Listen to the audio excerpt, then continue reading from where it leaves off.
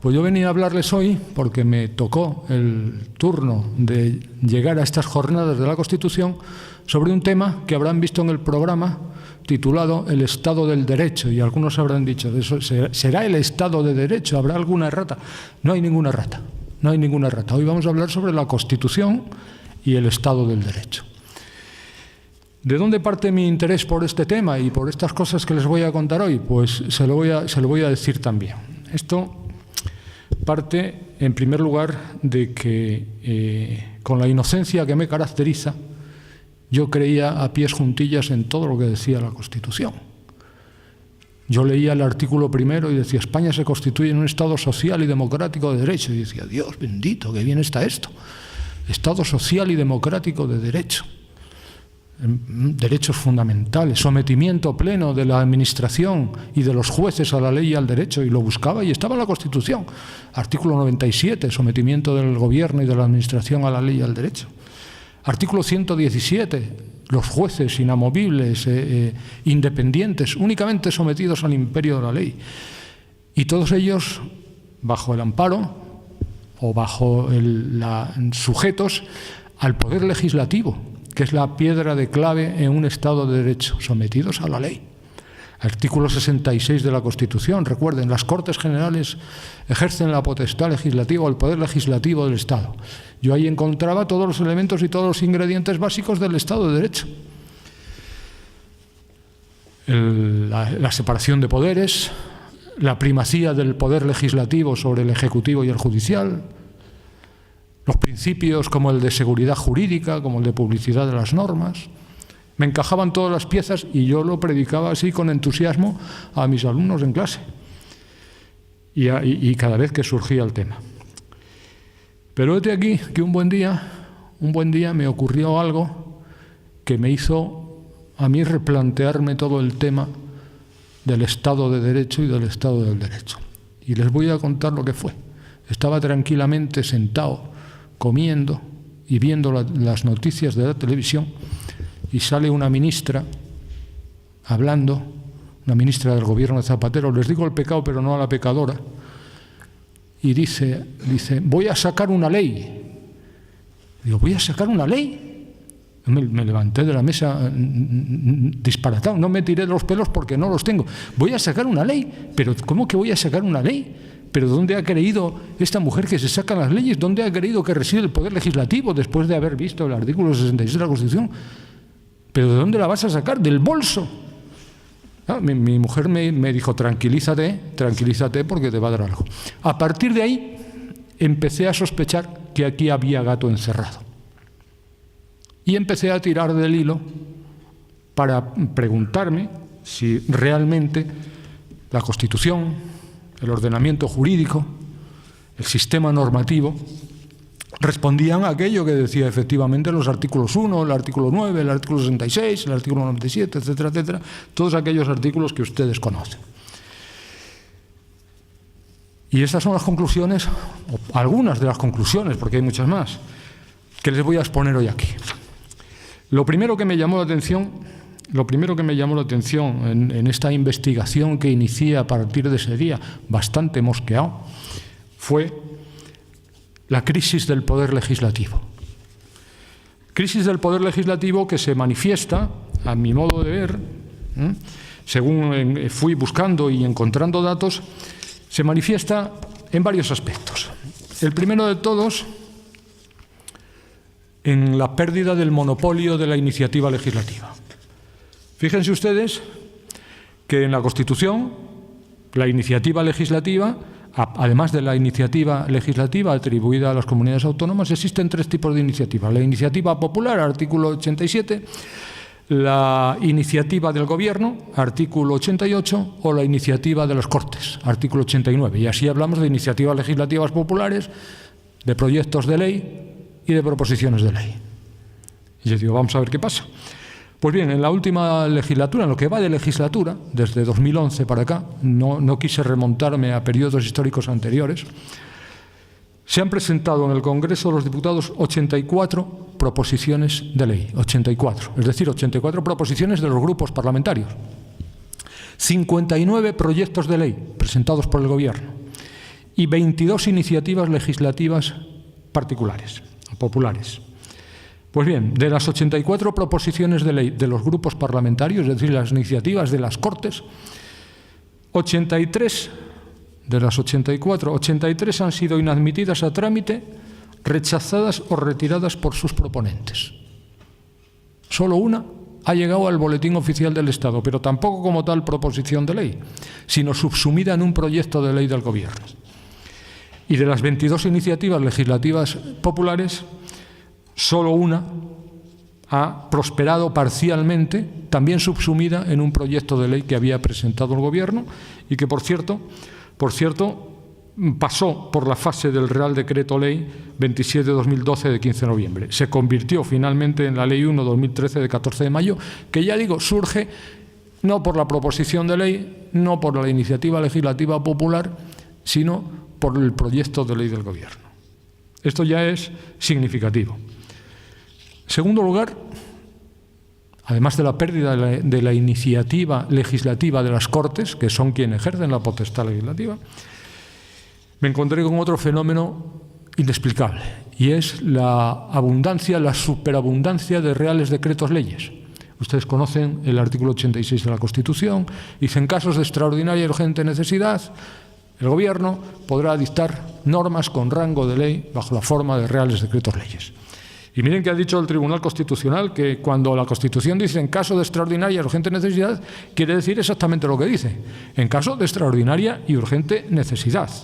Y que esa cláusula o esa condición es una condición material, no formal, no puede quedar vacía de contenido dentro de un margen de apreciación del Gobierno, sino que efectivamente tienen que ser las condiciones materiales de urgencia, extraordinaria, urgencia y necesidad.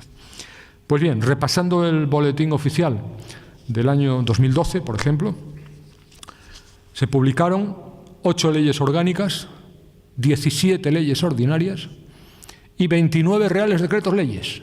29 reales decretos leyes, normas con rango de ley, dictadas no por el Poder Legislativo, sino por el Gobierno de la Nación. Algunas tan urgentes como el Real Decreto Ley 15/2012, de 20 de abril, de modificación del régimen de administración de Radio Televisión Española, porque había cambiado el Consejo de Administración, urgente. Y el Real Decreto 8/2012, de 16 de marzo, sobre contratos de aprovechamiento por turno de bienes inmuebles de uso turístico.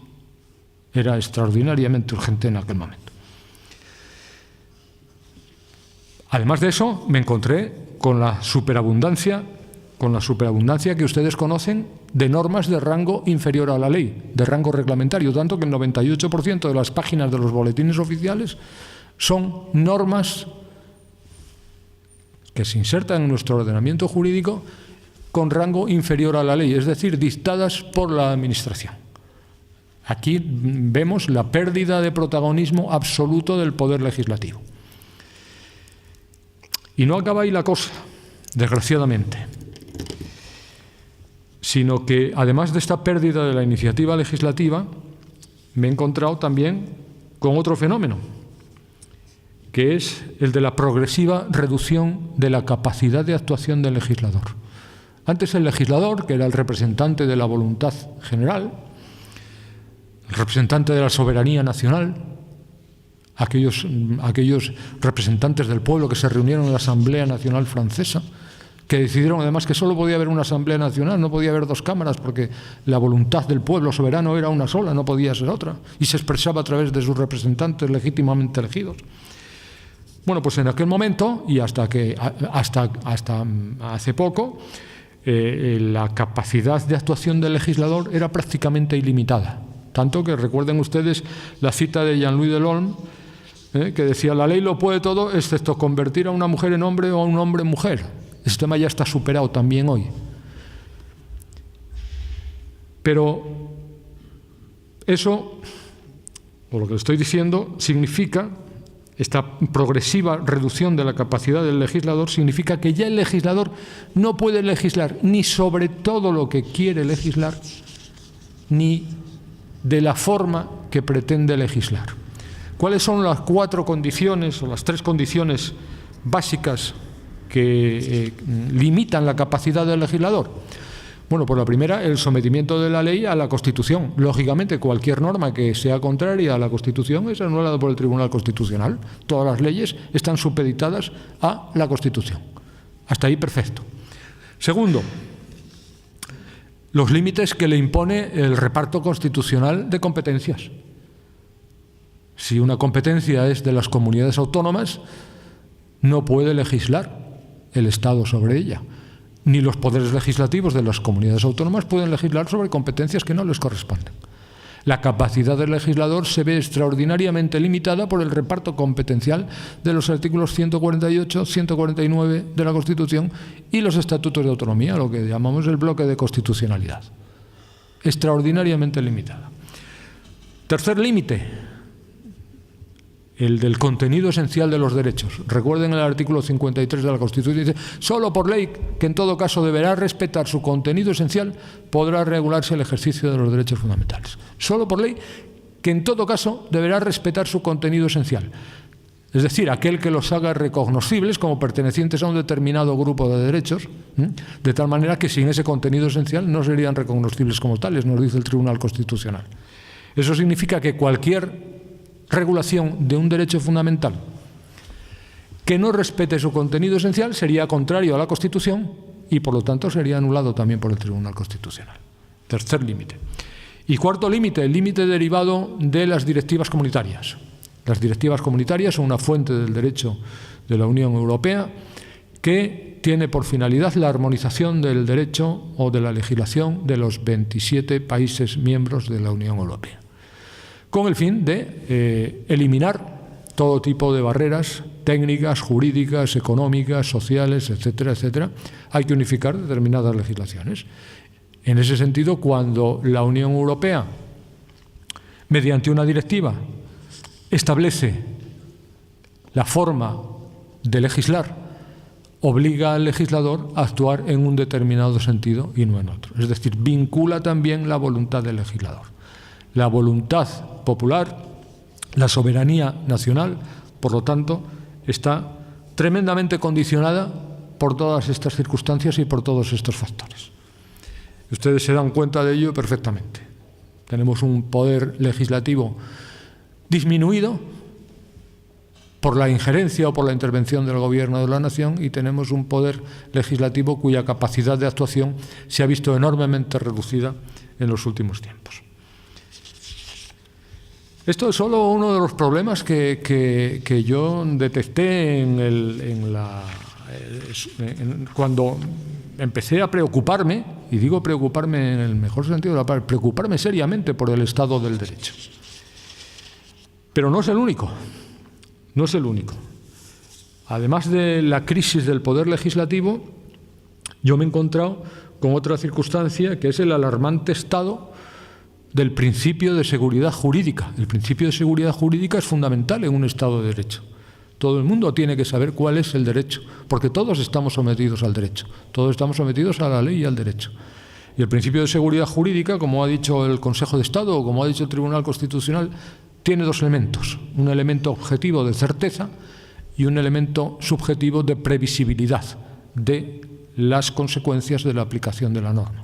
Es decir, tenemos que tener claro cuál es la norma y tenemos que tener claras cuáles son las consecuencias de la aplicación de las normas. Eso implica muchas cosas. Implica la aplicación estricta del principio de publicidad de las normas. Implica la claridad del sistema normativo. Tenemos que saber realmente, tenemos que entender las leyes. Entender las leyes y entender el ordenamiento jurídico. Implica también la estabilidad del sistema normativo. Las leyes no pueden estar cambiando de la noche a la mañana. Tenemos que saber a qué atenernos. Todas esas cuestiones, todos esos principios y todas esas técnicas son las que conforman el principio de seguridad jurídica de que nos habla el artículo 9 de la Constitución. Lo ha dicho el Tribunal Constitucional, lo ha dicho el Tribunal Constitucional con toda claridad.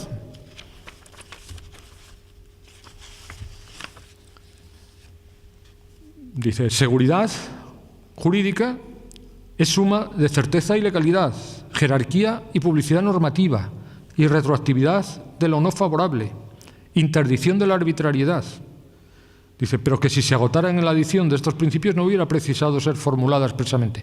La seguridad jurídica es la suma de estos principios equilibrada de tal suerte que permita promover en el orden jurídico la justicia, la igualdad y la libertad. ¿Y por qué les digo que me encuentro alarmante el estado de la seguridad jurídica? Por muchas razones. La primera de todas, yo les traigo aquí algunos ejemplos que van a ver con toda claridad. La primera de todas, por el poco respeto que hay a el sistema de publicidad de las normas. Recordamos el artículo 2 del Código Civil, dice, las leyes entran en vigor, las leyes con minúscula, entran en vigor a los 20 días de su completa publicación en el Boletín Oficial del Estado, salvo que en ella se disponga otra cosa. Bueno, yo he empezado a averiguar y, por ejemplo, una ley importantísima como aquella que les acabo de citar antes, la Ley 1/2013 de 14 de mayo, de medidas para reforzar la protección a los deudores hipotecarios, reestructuración de la deuda y alquiler social. Fíjense si es importante, en un momento en el que se estaban produciendo cientos de desahucios hipotecarios, que había un problema social con la vivienda, con las plataformas antihipoteca, con no sé qué, con no sé cuánto. Ley 1/2013, medidas para reforzar la protección de los deudores hipotecarios. Se aparece publicada en el Boletín Oficial el miércoles 15 de mayo de 2013. Disposición final cuarta. Entrada en vigor. Dice, esta ley entrará en vigor el mismo día de su publicación en el Boletín Oficial del Estado. Bueno, ustedes dicen, vale, pero si se dan cuenta que el Boletín Oficial del Estado no se publica en papel, sino se publica únicamente online a través de una página web y que no aparece publicado el Boletín Oficial del Estado hasta las 7:30 o las 8 de la mañana, nos encontramos con que esta ley estuvo en vigor 8 horas, por lo menos, sin haber sido publicada. Bueno, es una tontería. No es ninguna tontería. No es ninguna tontería. Es una falta de respeto al ciudadano. Pero este es un ejemplo extremo, naturalmente. Está buscado a conciencia. Ley 2011 de 21 de julio del Registro Civil. Ley 20/2011 de 21 de julio del Registro Civil. Boletín Oficial 22 de julio de 2011. Vamos a la disposición final décima, entrada en vigor. Les leo. Dice, la presente ley entrará en vigor a los 3 años de su publicación en el Boletín Oficial del Estado. Y sigo leyendo. Por tanto, mando a todos los españoles, particulares y autoridades que guarden y hagan guardar esta ley. Yo me imagino que la guarden en una gaveta y la saquen dentro de 3 años. De ahí la sacó la ministra. Firma José Luis Rodríguez Zapatero.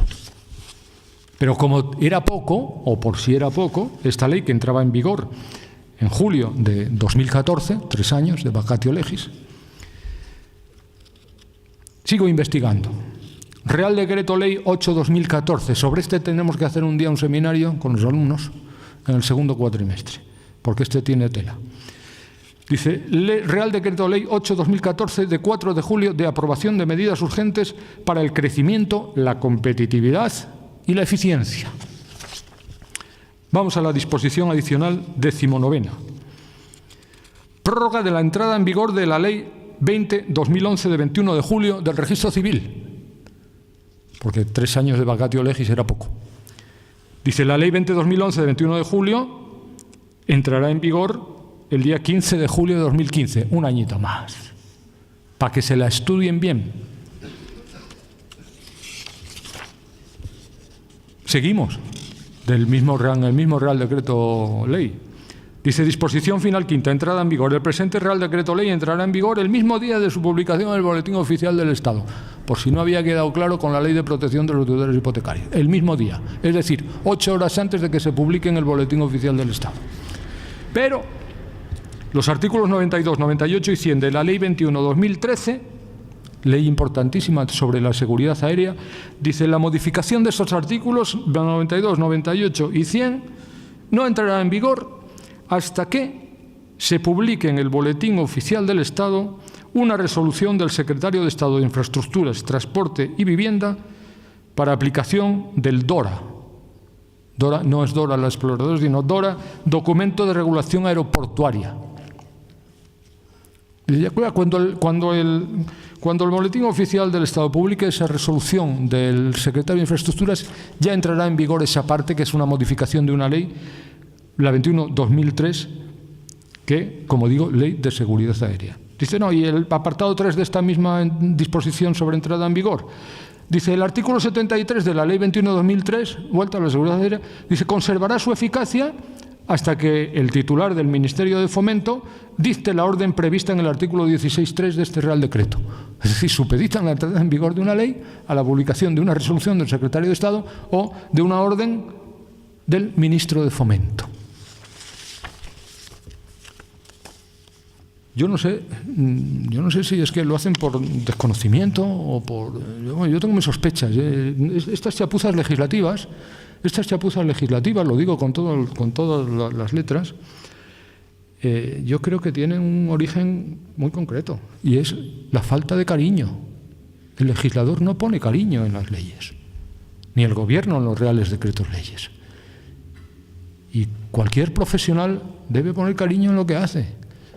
El carpintero, el taxista, el legislador. No se tienen en cuenta estas cosas.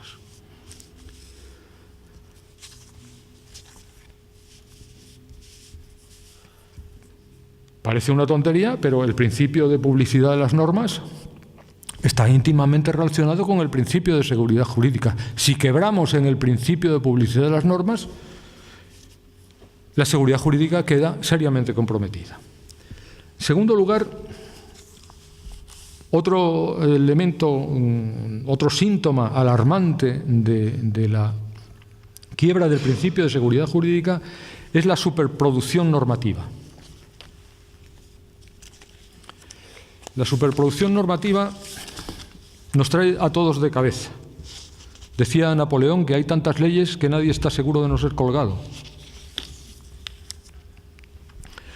Haciendo un repaso histórico, el breviario de Alarico, la Lex Romana Visigotorum, siglo VI, el manuscrito que se conserva en la Catedral de León, que es la compilación del derecho romano posclásico más completa que se conoce, tiene 107 páginas. Era todo el derecho que había en el siglo VI, prácticamente, en los reinos visigodos. 107 páginas. La novísima recopilación, mandada a formar por el señor don Carlos IV en 1805, eran 12 libros con un total de 1.200 páginas. Era todo el derecho vigente a principios del siglo XIX. Hoy, en el año 2014, los cálculos más prudentes estiman que hay unas 100.000 leyes y reglamentos vigentes en España. 100.000 leyes y reglamentos. Se publican más de 900.000 páginas de boletines oficiales todos los años. Fíjense que solo el Boletín Oficial del Estado, y hay 17 boletines de 17 comunidades autónomas, más 38 boletines oficiales en las provincias de régimen común, más algunos boletines oficiales municipales, todo esto sin contar con el de la Unión Europea. Solo el Boletín Oficial del Estado, a día de hoy, 5 de diciembre, ha superado ampliamente las 100.000 páginas. El de 2014, las 100.000 páginas. A ver quién es el que es capaz de seguir toda esta evolución. Pero no solo la superabundancia de normas, sino es que el problema más grave quizá es la mutabilidad de las propias normas, de los cambios constantes en el ordenamiento jurídico. Los cambios constantes en el ordenamiento jurídico, algunos muy llamativos. Les voy a poner un ejemplo. Ley 27/2013, Ley 27/2013 de, un ejemplo que conozco bien, obviamente, de racionalización y sostenibilidad de la administración local. aquella ley que nos prometió el ministro Montoro y el ministro de Guindos y el presidente del gobierno, dice, esto va a cambiar el panorama de los municipios, lo vamos a hacer a partir de ahora razonables y sostenibles. Nos vamos a ahorrar 8.000 y pico millones de pesetas y además lo más importante y lo más llamativo para los ciudadanos, dice, les vamos a bajar el sueldo a los alcaldes. Y todos dijeron, bien. Artículo primero, la ley, luego volveré a hablar de esta ley en otro momento. El artículo primero de esta ley modifica, entre otros, el artículo primero, punto 18, modifica el artículo 75 bis de la Ley de Bases de Régimen Local y dice que el régimen retributivo, lo que puede cobrar un alcalde en un municipio, dice, en los municipios de más de 500.000 habitantes, cobrará lo mismo que un secretario de Estado. ¿Se acuerdan ustedes porque esto tuvo bastante repercusión pública y en los medios de comunicación? Igual que un secretario de Estado. Y luego, según iba bajando el nivel poblacional, dice, de 300.001 a 500.000 habitantes, secretario de Estado menos un 10%. De 150.001 habitantes a 300.000, lo que cobra un secretario de Estado menos un 20%. Digo, bueno, pues yo voy a ver lo que cobra un secretario de Estado.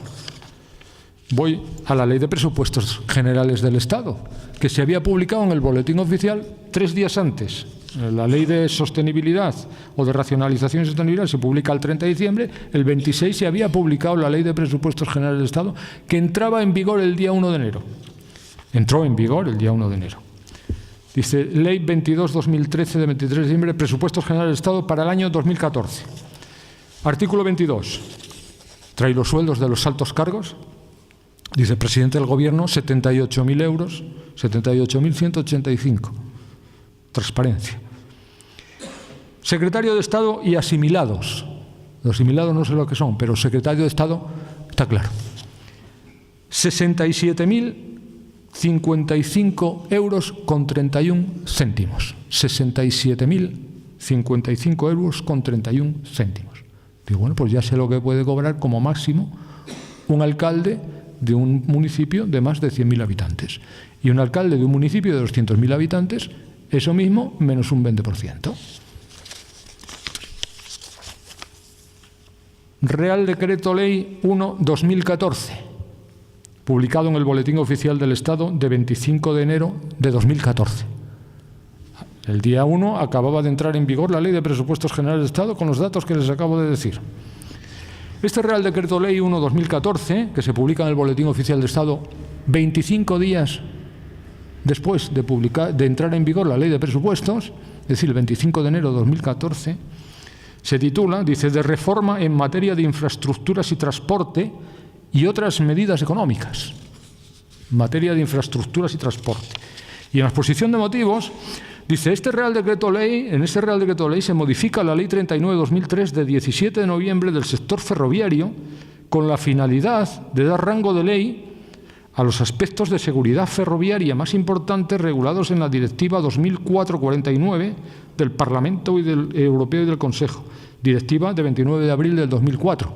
De repente, la extraordinaria y urgente necesidad de transponer una directiva del 2004 sobre seguridad ferroviaria. Pero bien, lo acepto. Artículo 11 de este Real Decreto Ley sobre seguridad ferroviaria.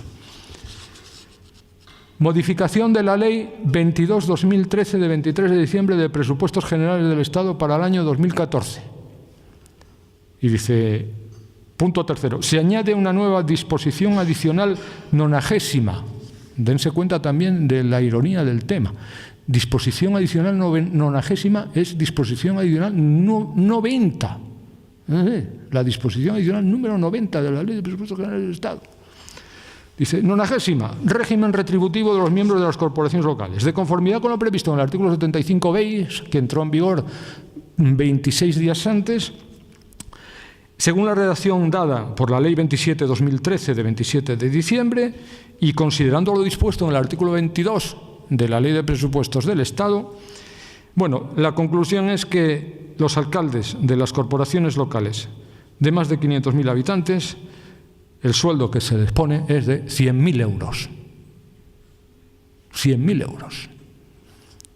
Y bajando la escala de 300.000 Uno, a 500.000 habitantes, 90.000 euros, un 10% menos que un secretario de Estado, que ahora resulta que parece que cobra 100.000 euros. 150.000 uno, a 300.000, menos el 20%, 80.000 euros, etcétera, etcétera, etcétera. Yo no me atrevo a calificar esto, pero parece un poco una ley trampa. Y bueno, el boletín, como no lo lee nadie, y menos las disposiciones adicionales nonagésimas.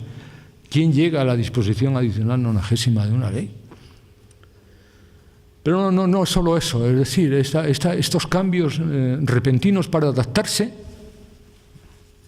a las demandas, supongo, sociales, lo que piden los ciudadanos. Voy a poner un ejemplo más. Texto refundido de las leyes de ordenación del territorio de Canarias y de espacios naturales de Canarias, porque me digan, este siempre apunta para la península. Vamos a la legislación de Canarias. Fue publicado el 15 de mayo del año 2000. Ustedes lo conocen, el texto refundido de las leyes de ordenación territorial, la ley del suelo de Canarias, importantísima. Ha sido modificada en 16 ocasiones. La primera vez que se modificó a los 2 meses de su vigencia, por ley 2/2000 de 17 de julio. Más ejemplos. Legislación sobre contratos de las administraciones públicas. Empezamos con la Ley 13/1995, la recordarán ustedes, la recordamos muchos. Esa fue modificada nada más que 6 veces y otras 4 más que modificó cuantías y baremos.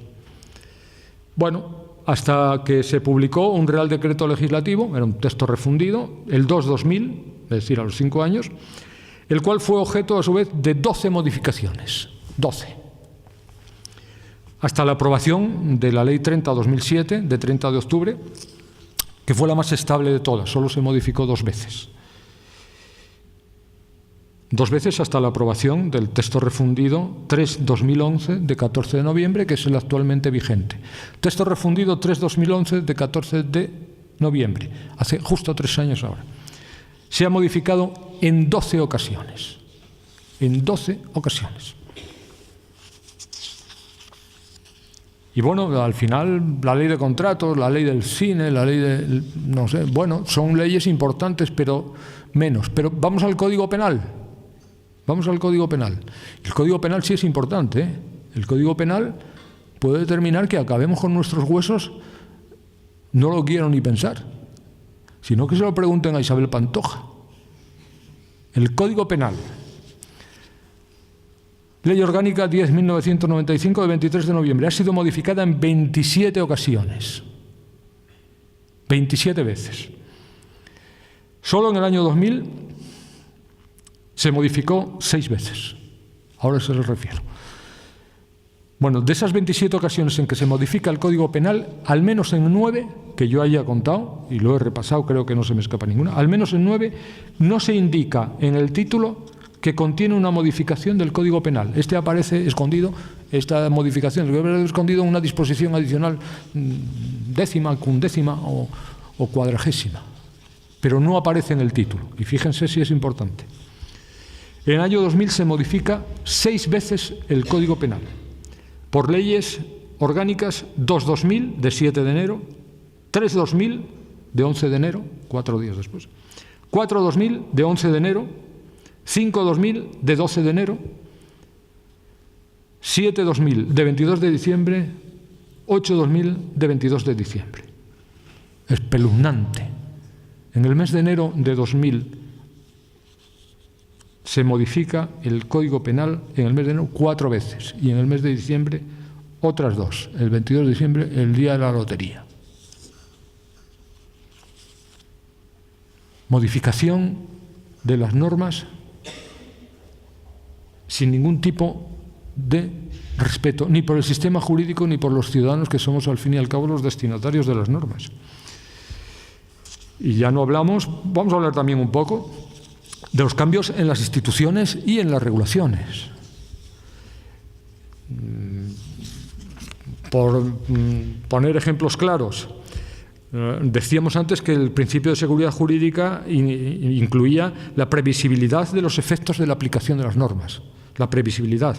Que dice el Tribunal Constitucional, dice, protege la confianza de los ciudadanos que ajustan su conducta a la legislación vigente frente a cambios normativos que no sean razonablemente previsibles. Sí, hay que proteger al ciudadano sobre los cambios legislativos imprevisibles, porque el ciudadano ajusta su conducta a eso. Algunos ejemplos. La Ley 28/2005 de medidas sanitarias frente al tabaquismo, ¿se acuerdan ustedes? Dijo, en locales de más de 100 metros, locales de restauración de más de 100 metros, se podrá fumar siempre que haya una separación, con mamparas, con no sé qué, haya ventilación forzada, etcétera, etcétera, para haber zonas de fumadores y no fumadores. Muchísimos empresarios de este país, pequeños empresarios de este país, autónomos, de establecimientos de restauración, hicieron obras para adecuar sus locales a la ley contra el tabaquismo. En el año 2010, por ley 42/2010 de 30 de diciembre, se modifica la anterior y dice, se prohíbe fumar en todos los establecimientos. Ya no les cuento el problema del sector eléctrico, las energías renovables y sobre todo las fotovoltaicas, que están arruinando a muchos pequeños, iba a decir a muchos pequeños ciudadanos, a muchos pequeños productores de energía eléctrica en todo el país.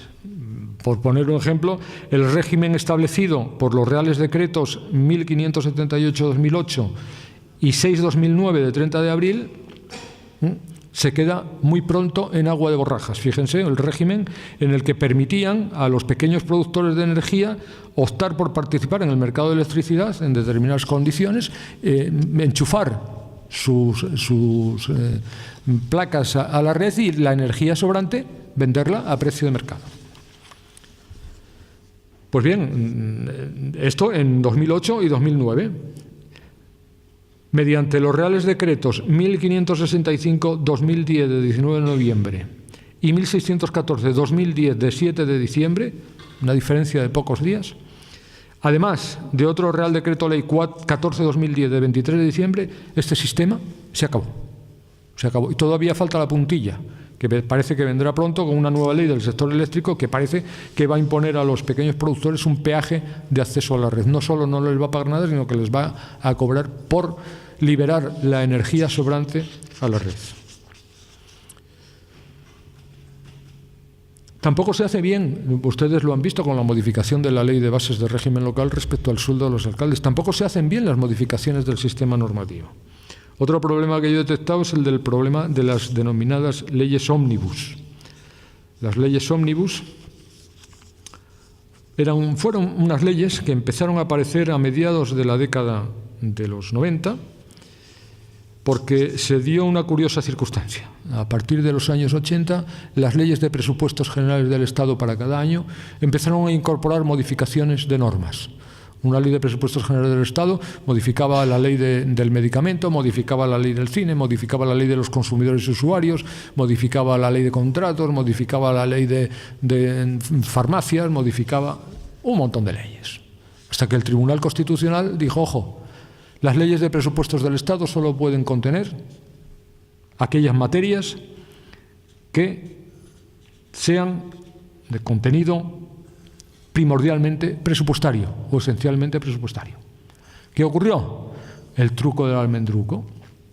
En vez de una ley de presupuestos que modifique 50 leyes, hacemos una ley de presupuestos y en el mismo día de la ley de presupuestos publicamos una ley carabina o una ley de acompañamiento que modifica las mismas 50 o 60 leyes.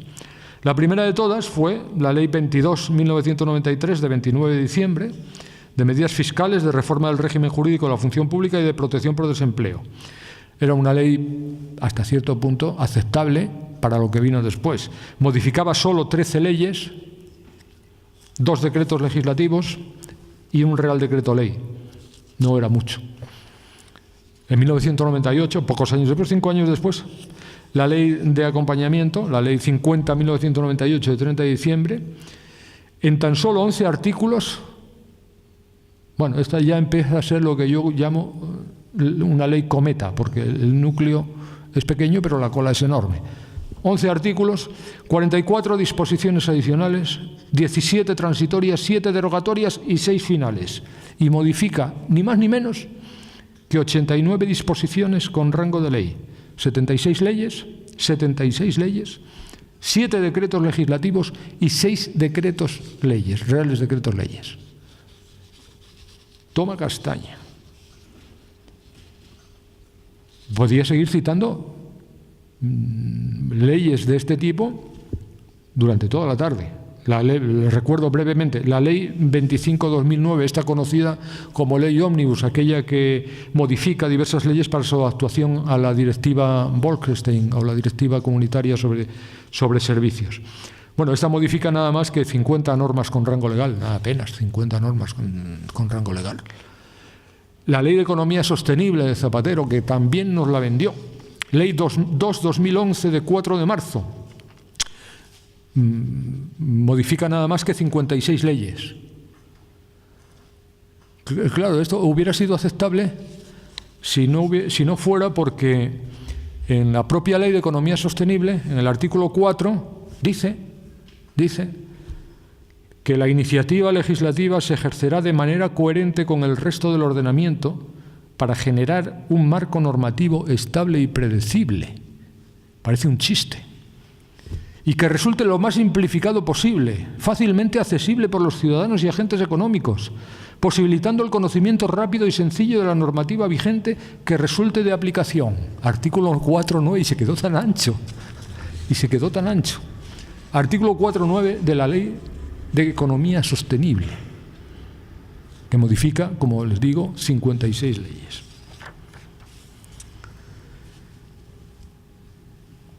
Fíjense si hemos visto ya síntomas alarmantes del principio de seguridad jurídica, principio de publicidad de las normas, la superproducción normativa, la inestabilidad del sistema normativo, la mala calidad de las normas. Los mensajes normativos no son claros, no se entienden muchas veces.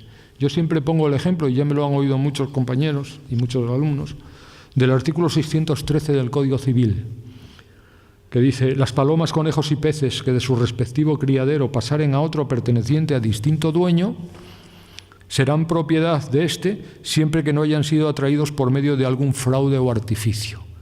Y oh, qué bonito. Se entiende, no sirve para nada, pero se entiende. La ley esta de sostenibilidad, de racionalización de la administración local, tiene 2 artículos, 17 disposiciones, eso es también una ley cometa. 2 artículos, 17 disposiciones adicionales, 11 disposiciones transitorias, 1 disposición derogatoria y 6 disposiciones finales. Pero a lo que yo iba. El artículo primero tiene 31 páginas. 31 páginas de apasionante literatura jurídica. 31 páginas. Así no hay quien se aclare. Hay muchas normas que nos meten, ya lo vieron, el Real Decreto Ley sobre seguridad ferroviaria nos metió aquel gazapo del sueldo de los alcaldes. Pero como ya digo, como eso no lo lee nadie, la ley del cine, Ley 55/2007 de 28 de diciembre del cine, regula aspectos tan importantes como la producción, la distribución, la exhibición cinematográfica, etcétera, etcétera, etcétera. Disposición final primera. Modificación de la Ley 28/1998 de 13 de julio de venta a plazos de bienes muebles en la Ley del cine. Disposición final segunda, modificación de la Ley 35/2006 de 28 de noviembre del impuesto sobre la renta de las personas físicas y de las leyes de impuestos sobre sociedades, sobre renta de no residentes y sobre el patrimonio. Y además, de regalo, modificación de la Ley del impuesto sobre sociedades. En la Ley del cine, unas disposiciones adicionales, claro. Ya no me había fijado, esto lo saqué del boletín oficial, ven ustedes el logo del boletín oficial. Abajo dice el boletín oficial, dice en un recuadrito azul, dice: este texto consolidado no tiene valor jurídico. Coño, la seguridad jurídica. Más información en info@boe.es. Ustedes se ríen, pero estos son temas tremendamente serios. Como ven, nos están cambiando las leyes, nos están metiendo gazapos, nos están colando o haciendo tragar cosas como la de la modificación de la ley de presupuestos.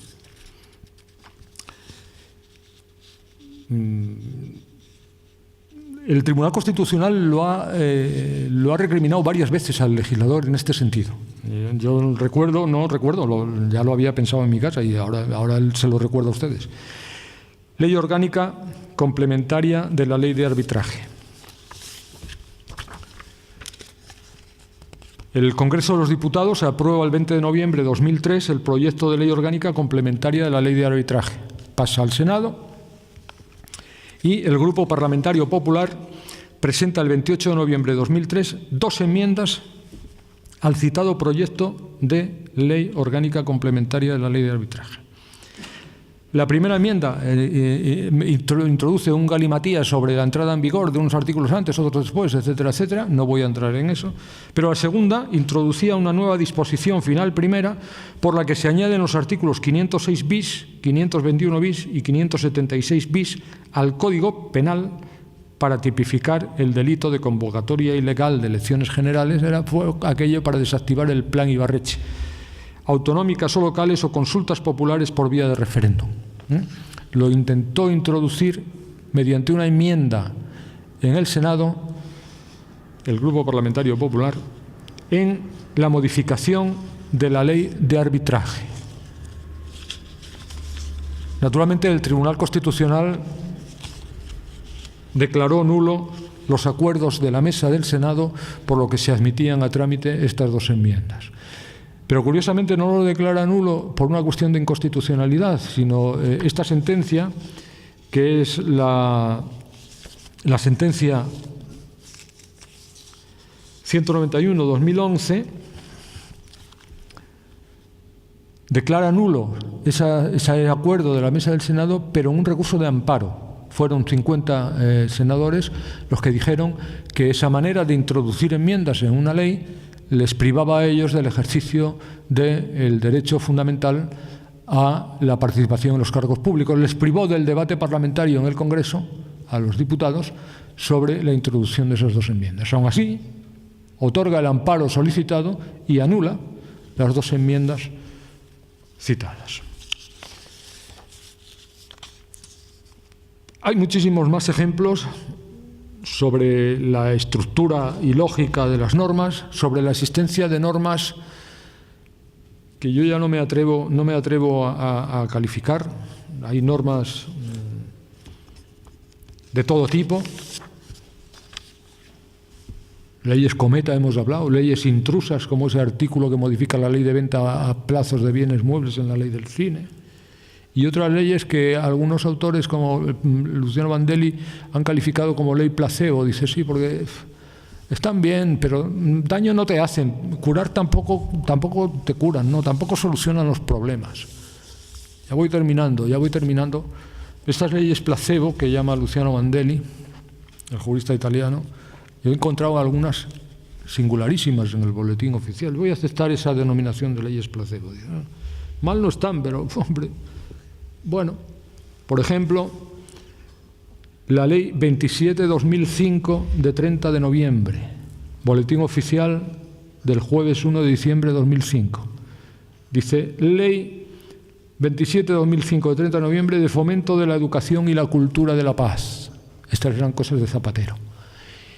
Ley de fomento de la educación y la cultura de la paz. Dice, artículo 2, corresponde al Gobierno promover la educación y la paz a través de iniciativas de solidaridad, culturales, de investigación, de educación, de cooperación y de información. Yo me pregunto qué pasaría por las mentes de sus señorías aquella tarde en el hemiciclo cuando aprobaron esta hermosa ley. Luego me pregunto también para lo que sirve. Y ya para terminar, y no se vayan ustedes pensando que yo soy un iconoclasta ni que yo quiero acabar con el concepto que tienen ustedes del ordenamiento jurídico. Boletín Oficial del Estado de 19 de julio de 2013. Publica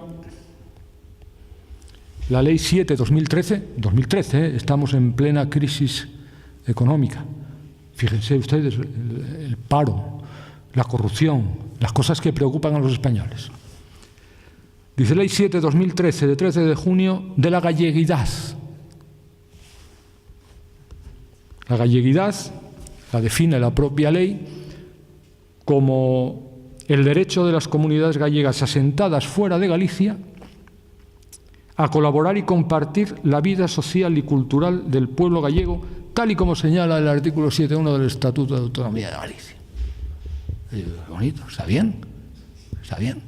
Pero luego sigue uno leyendo la ley y yo, que tengo mucha imaginación también, me empecé a pensar, digo, estos jóvenes nuestros que se han ido a trabajar al extranjero, a Berlín, a Londres, a Viena, porque no encuentran trabajo en su Galicia natal.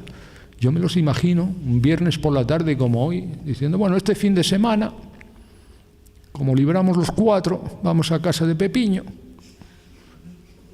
hacemos una empanada, un pulpo a la gallega, una queimada y tocamos un poco la gaita.